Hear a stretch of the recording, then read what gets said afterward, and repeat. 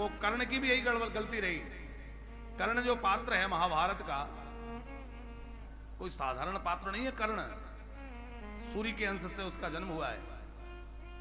दानियों में कर्ण जैसा दानी ढूंढने से न मिले। वीरों में महापराक्रमी, यदि छल न किया होता कर्ण को मारना संभव नहीं था अर्जुन के लिए भी। अर्जुन भी कर्ण को मारने में समर्थ नहीं था। वो तो द्वारिका नाथ की कृपा है। कर्ण महापराक्रमी, महादानी और बड़ा ज्ञानी। ज्ञानी भी बहुत है कर्ण। परशुराम जी से विद्या प्राप्त कर रखी है।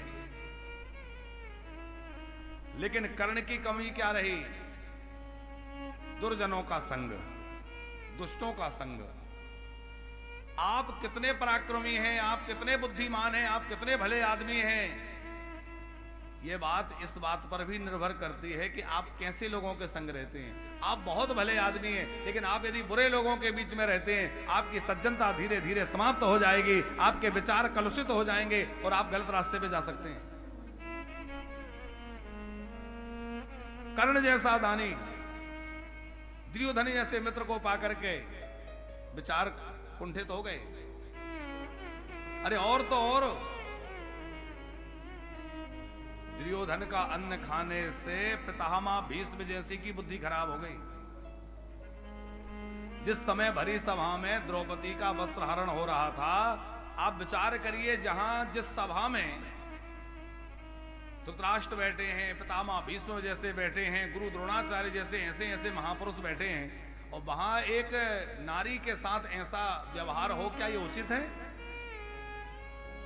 आज इतना भयंकर कलयुग आ गया, पर आज के वातावरण में भी ऐसा चीरहरण कहीं देखने को नहीं हो सकता। उस समय द्वापर युग में भीष्म और द्रोण की उपस्थिति में इतना बड़ा घोर अन्याय कैसे होता रहा कि एक स्त्री के ऊपर इतना बड़ा अत्याचार कि भरी सभा में उसको निर्वस्त्र करने का प्रयत्न किया जा रहा है, और दुष्ट दुशासन साड़ी खींच रहा है और सब लोग मौन बैठे। ये कितनी बड़ी व्यवस्था रही होगी भीष्म की। ये कितना बड़ा, कैसा कठिन समय रहा होगा द्रोण के लिए। इसीलिए कुंती ने आगे कहा है, असत सभायाम, वो सत्पुरुषों की सभा नहीं, असत पुरुषों की सभा थी। असत पुरुषों की क्यों कही? बोले जहां एक नारी के साथ ऐसा दुर्व्यवहार हो और लोग मौन बैठे रहें, वो सत्सभा नहीं हो सकती। हमारे यहां नारी को सर्वथा पूज्य माना है। हमारे यहां नारी को हमेशा देवी माना है। हमेशा नारी का सम्मान पुरुषों से कई गुना अधिक हुआ है। देखो, समानता की बात तो आज हो रही है कि स्त्री और पुरुष समान हो।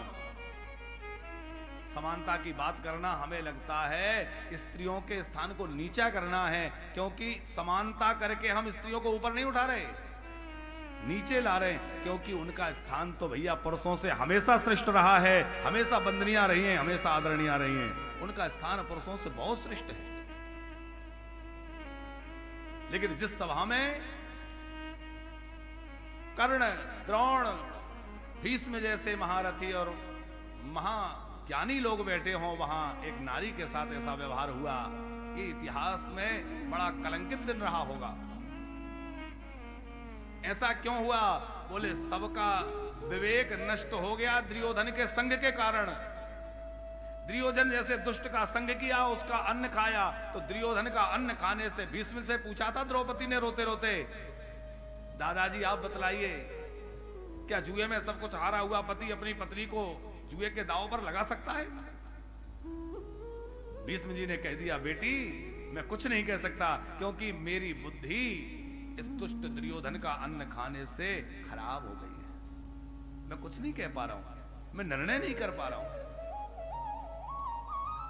हम आपसे कहना यह चाहते हैं भैया, एक तो पाप का धन आपकी बुद्धि खराब कर देगा, इसलिए पाप का धन जीवन में ना आए। पाप का अन्न खाने वाले की बुद्धि नष्ट हो जाती है। और दूसरी बात यह है, बुरे लोगों के संग से बचना है। बुरे लोगों का संग आपकी बुद्धि खराब कर देगा। अब वो अश्वत्थामा से कह रहा था, मैं पांडवों की मृत्यु देखना चाहता था। अश्वत्थामा तो हाथ में अस्त्र लेकर के बोले, तुम्हारी अंतिम इच्छा पूरी करूंगा।